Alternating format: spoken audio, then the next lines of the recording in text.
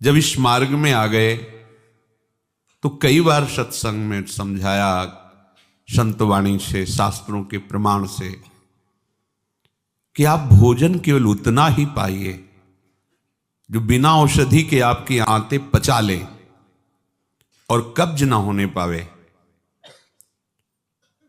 यदि आप रसेंद्री के स्वाद के वशीभूत होकर के प्रसाद खूब ग्रहण कर लिए, वातों की सामर्थ्य नहीं है, क्योंकि आप क्रियारत नहीं हैं। अब अभी आपको 8-10 घंटे बराबर क्रिया करनी हो तो पच जाएगा गरिष्ठ पदार्थ, पर आपको क्रिया तो करना नहीं ऐसी। रसेंद्री के स्वाद के वशीभूत होकर अधिक प्रसाद पालेंगे तो आपसे दिनचर्या नहीं होगी, उदास रहेगा मन। कब्ज होने पर भजन में रुचि नहीं रहती, कब्ज होने पर प्रमाद स्थिति रहती है। इसलिए साधक किसी औषधि से कब्ज निवारण का उपाय नहीं है, ये बहुत सावधानी की जरूरत है। ये बिल्कुल सहज सरल बात आपको बता रहे हैं। यदि कब्ज रहित होना है तो प्रातः काल उठ करके सबसे पहले भगवद स्मरण, गुरुदेव को प्रणाम, वृंदावन को प्रणाम, संतों का स्मरण, फिर पानी को गर्म कीजिए। आधा लीटर, पौन लीटर, 1 लीटर, 1.25 लीटर, जितनी तुम्हारी पीने की सामर्थ्य है। रुचि नहीं कह रहे, पी सकते हो। ऐसा गर्म नहीं, चाय जैसा, हल्का गर्म करके और वज्रासन में बैठ करके आराम आराम से पीजिए। 15 मिनट वज्रासन में बैठकर धीरे धीरे पीजिए। थोड़ा टहलिए उस पानी पीने के बाद, फिर सो जाइए। आप अगर 1-2 दिन की बात हो तो आप कि चलो हमें वहां लघु शंका जाना पड़ेगा, पानी नहीं पीते हैं, तो आप बीमार हो जाएंगे। आंतों को जरूरत है मल रहित होने की, नहीं वो इतनी हीट पैदा करेंगे कि आपके गुदाद्वार में रोग हो जाएगा, आपको गैस बनने लगेगी, एसिडिटी, आपको कई परेशानियां आ जाएंगी। फिर आप भजन क्या करेंगे, सत्संग क्या सुनेंगे। साधु की, उपासक की, साधक की एक दिनचर्या होती है। ऐसा नहीं होता कि मनमानी आचरण। आपकी दिनचर्या सही नहीं तो आपका भजन कहां से सही होगा। आपका जब पेट साफ रहेगा तो आप आराम से प्रसन्न मुद्रा में भजन कर सकते हैं। आपकी आंतों की सामर्थ्य ये समोसा, चटनी और ये मूंग का हलवा, ये विविध प्रकार के पदार्थ पचाने की नहीं है। ये उनकी है जो बहुत मेहनत करते हैं, किसान हैं, सेवा कार्यरत हैं। आपको तो बस मूंग की दाल या घिया की सब्जी और 2 रोटी प्राण पोषण के लिए चाहिए। प्रसाद पाने के बाद आपको लगे कि मैं अभी 2 रोटी पा सकता हूं, इतने में बंद कर दो, क्योंकि हमें पानी भी इसमें डालना है, वायु के लिए भी खाली रखना है, पूरा यहां से नहीं ठांस लेना है। इसके बाद तुम घूमो वैद्यों के पास कि कब्ज है, पेट में गर्मी है, धातु रोग हो गया है, ये सब लक्षण तुम्हारी प्रमाद स्थिति के हैं। मनमानी आचरण।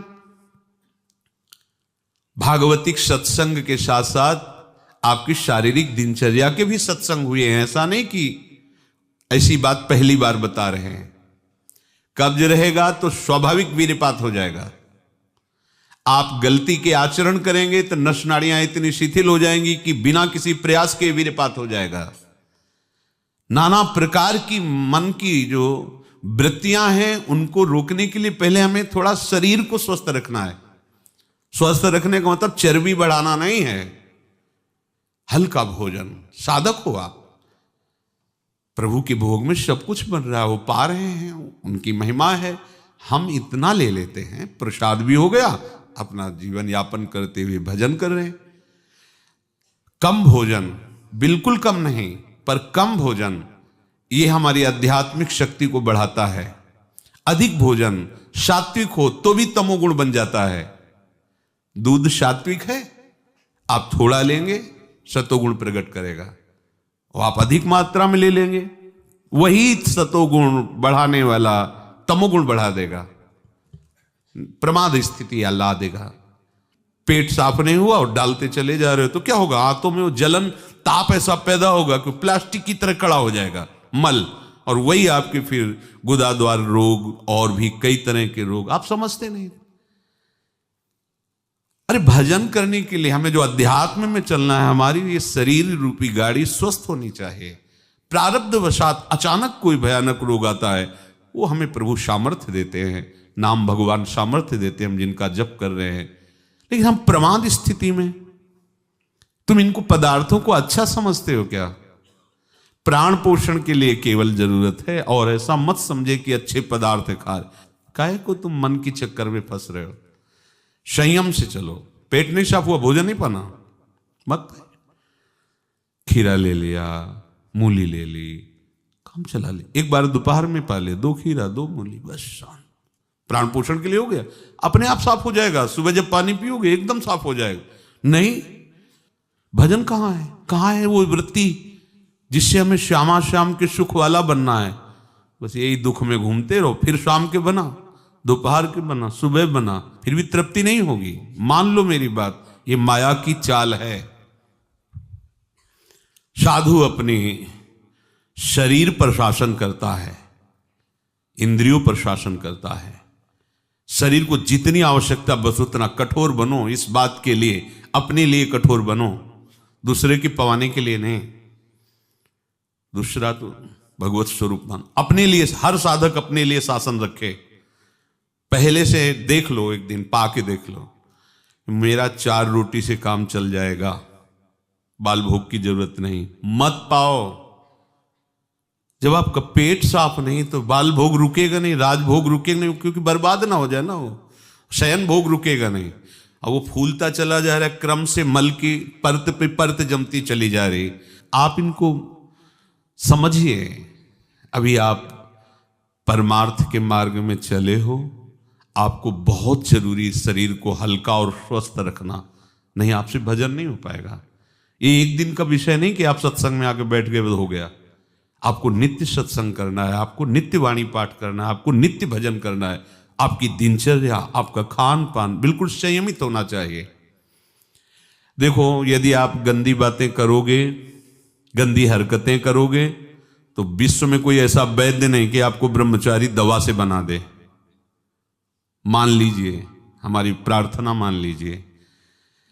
यदि आपने अंगों को छेड़ा नहीं है तो लिख लो, आपका ब्रह्मचर्य क्षीण नहीं हो सकता। मानसिक चिंतन गंदा, प्रक्रियाएं आपकी गंदी, खान पान आपका ठीक नहीं, तो एक रोक के आप देखते जाना, आपको भजन में रुचि क्या, शरीर को नहीं संभाल पाओगे। मान जाओ मेरी बात। 24 घंटे में प्राण पोषण के लिए 2-4 रोटी काफी है। अरे संतों ने तो कई कई दिन भोजन नहीं मिला है, भजन एक तार चला है। आप भजन के लिए आए, भोजन बट वो क्या भाई, भोजन के लिए थोड़ी आप आए हो, भजन के लिए। सृष्टि में किसी भी पदार्थ की कमी नहीं, माया रचित है, वो ऐसे बढ़ते चले जाएंगे। अपने को एक सीमा रखनी खान पान की।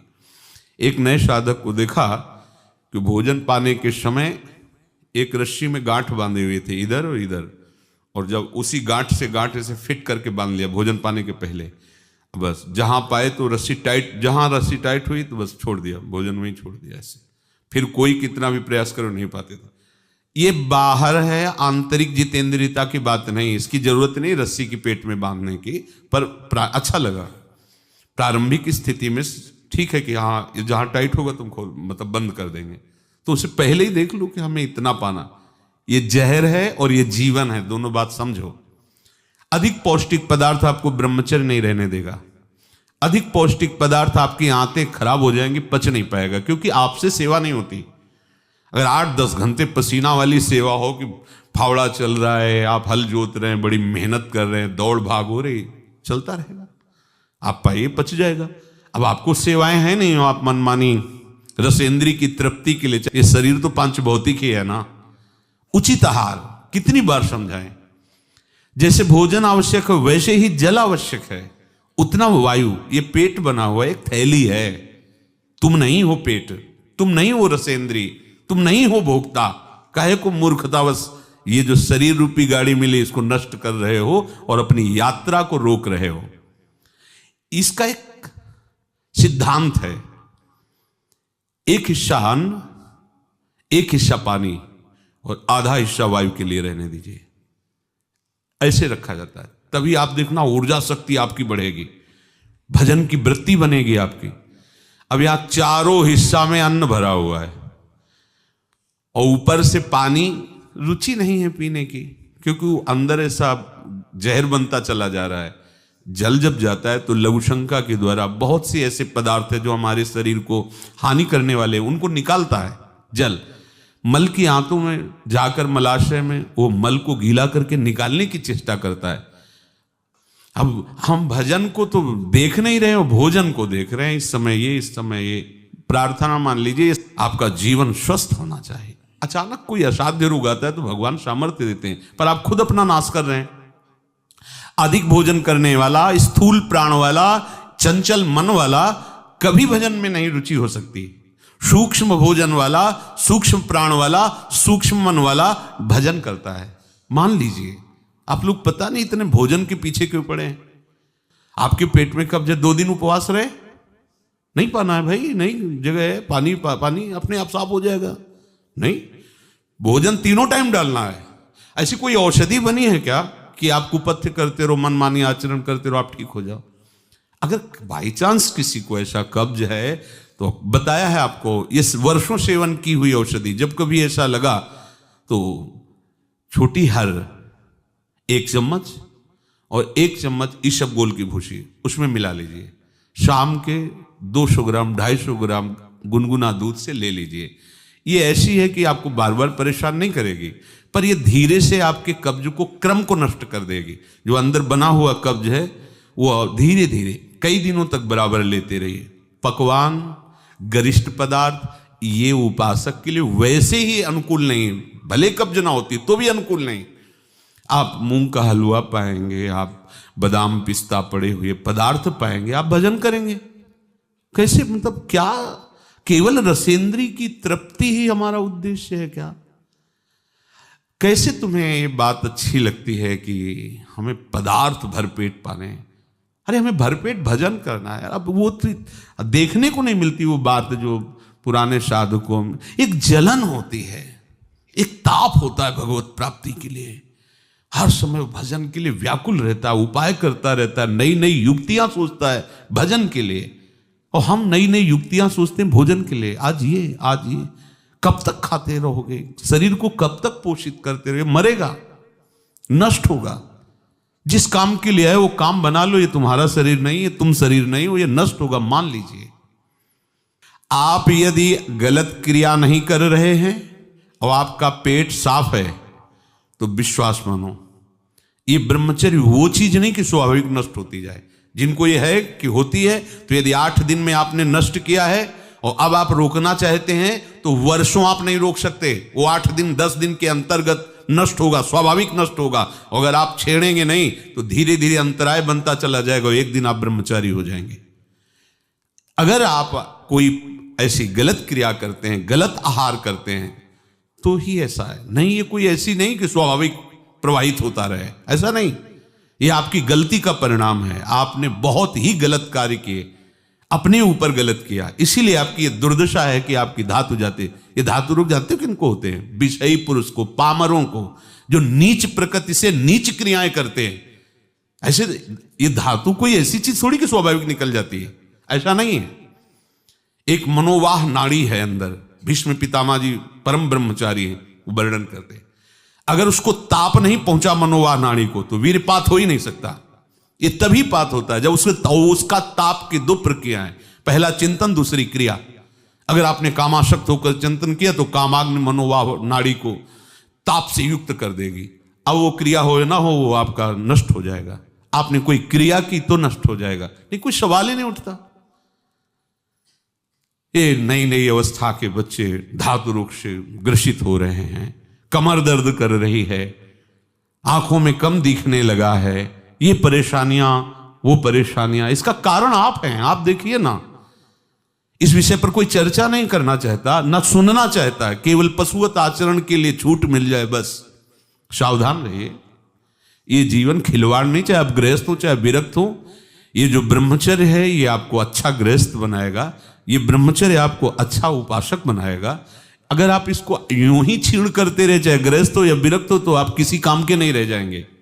ध्यान रखना, किसी काम के नहीं रहे। कुछ दिनों के बाद आपके शरीर में जगह जगह पीड़ाएं होने लगेंगी, चिंतन आपका सामर्थ्यशाली नहीं रह जाएगा, स्मृति शक्ति आपकी लोप होने लगेगी, और जिसे आज की भाषा में डिप्रेशन कहते हैं उसके शिकार हो जाओगे। देख लेना, आप देख लेना, मान लेना। ब्रह्मचर्य ऐसी सामर्थ्यशाली, एक बार श्लोक बोलो कंठस्थ हो जाएगा। अगर शरीर स्वस्थ है, कोई अन्य औषधियां या अन्य इस तरह के विकारात्मक पदार्थ अंदर नहीं जाते, और ब्रह्मचारी तो एक बार पूरी बात बोल लो, चाहे जब सुन लेना हो जीवन में सुनाई दे देगी। आपको स्मृति नहीं, प्रभु की स्मृति नहीं, आपको अपनी दिनचर्या की स्मृति नहीं। साधक का दर्शन मात्र सुख प्रदान करता है। कैसा स्वरूप होता जा रहा है, कैसी आपकी भावना बनती जा रही, कैसी आपकी दिनचर्या होती जा रही, कभी लौट कर देखो ना अपने जीवन में।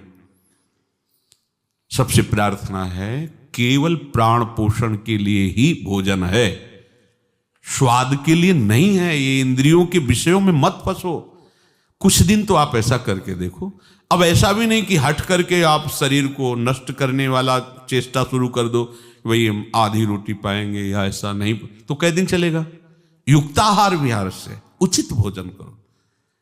कई बार कहा है, शरीर को यदि कमजोरी महसूस हो रही तो दूध ले लिया, नहीं महसूस हो रही तो हाथ जोड़ दिया। नहीं आवश्यकता नहीं, जब होगी तो ले लेंगे, घर ही तो है ना। आवश्यकता है फल ले लीजिए, नहीं आवश्यकता है नहीं डालेंगे शरीर में। फल क्यों डालें, जरूरत नहीं तो हम क्यों डालें। जितनी आवश्यकता उतना भोजन पाया, नहीं तो राधे श्याम और पाइए आप। हमारा एक बार से काम चल जाता, भोजन से नहीं पाना 3 बार बाल भोग राज भोग, सब क्यों आप इस पे परेशान हो रहे।